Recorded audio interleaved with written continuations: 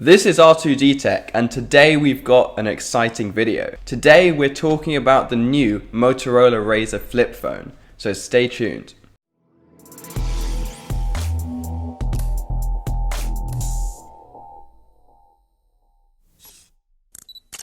So in terms of design, the Motorola Razr mimics the design of the original Motorola Razr, which is one of the most iconic phones ever, especially before modern smartphones came around. It's the fourth foldable phone we've seen this year, but it does it a little bit differently. So unlike the Samsung Galaxy Fold, it doesn't fold out horizontally, it folds out vertically. So when it's closed, you have a much smaller screen to view notifications and the time.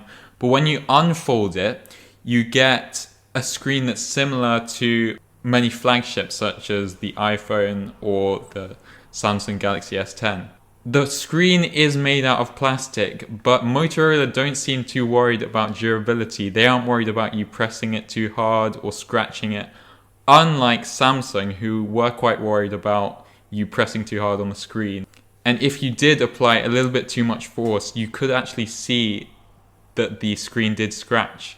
Probably the most impressive thing about the screen is that unlike all the other foldable phones we've seen, it doesn't have a crease in the middle, which is really impressive. And to be honest, no one really knows how they've done it. Clearly the most important part of this video is the specs, and that's because I'll be telling them to you. So the Snapdragon 710 is the processor you get. Now, you probably haven't heard of this processor, and that's because it's not a flagship processor. You don't get it in, your Samsung Galaxy S10, for example, because it's not the fastest and it's not the best that you can get out there. What you'd really want to see on a phone with the price tag of this phone would be a Snapdragon 855 or at least a Snapdragon 845, which most flagships have these days.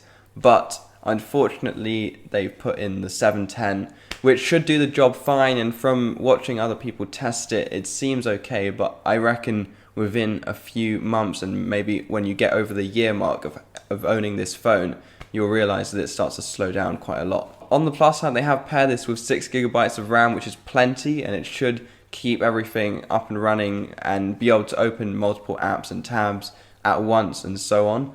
But the processor choice was kind of poor for the price point. When it comes to camera, they've decided to only use one camera on this phone, and that's because of the folding nature, so you never actually need to have a selfie camera, because the main camera can act as a selfie camera when you're using the smaller display. You can record up to 4K 30fps, not 60, which is exactly what the Pixel offers as well, but it's not the best you can get. I would want to see 4K 60fps on a phone with this price tag, and Samsung offers this on the Galaxy Fold along with all of their flagships.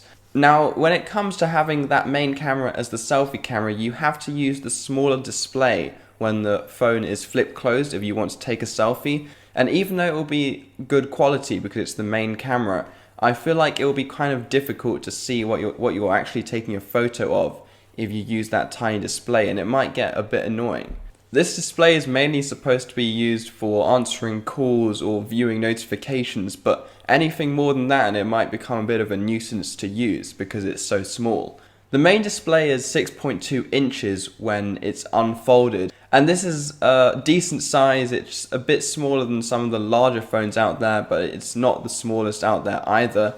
In terms of the actual form factor, it's quite a long display and slightly narrower than usual, which is similar to what we've seen on some Sony phones, which are meant to be quite cinematic. This won't be a problem. You'll be able to view videos such as YouTube videos perfectly, and it won't crop too much when you zoom into the video to fill the display, which is great news as well. So in terms of what the display actually is, it's an OLED display, and obviously it's a flexible OLED display because it does fold. And as we said earlier, surprisingly on this folding phone, you don't really see a crease, whereas on the Galaxy Fold, which Samsung makes, the crease was quite noticeable on that one. When you have a large OLED display like on this phone, you really do need a good battery to support that, because it actually does use quite a lot of power.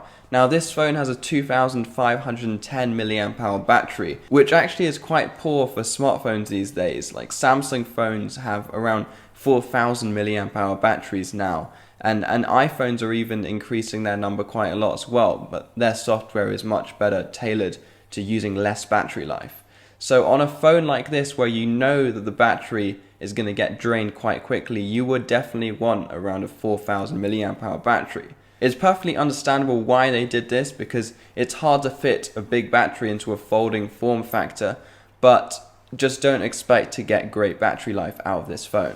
When it comes to storage, you only get one option with this phone, which is 128 gigs, but this should be plenty considering all the cloud services that are out now, like Google Photos, Google Drive, and so forth.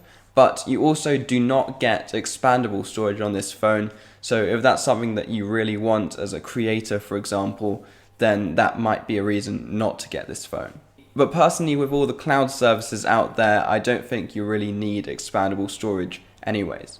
Now, since this phone has just been released, we actually don't know that much about it. For example, we don't know how durable it is. We don't know how good the app continuity between the two screens will be. Hopefully, it will be as good as on the Samsung Galaxy Fold, which had a pretty seamless experience in switching between the two screens.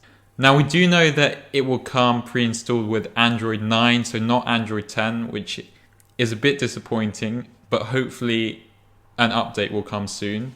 We also know that this phone will cost around £1,500 or dollars, which is crazy, especially considering that you don't get the flagship specs that you would come to expect from a phone at this price point.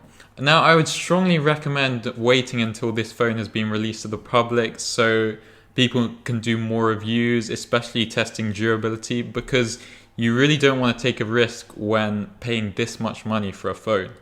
That's it from us this week. If you liked the video, please press the thumbs up button. If you loved it, please consider subscribing.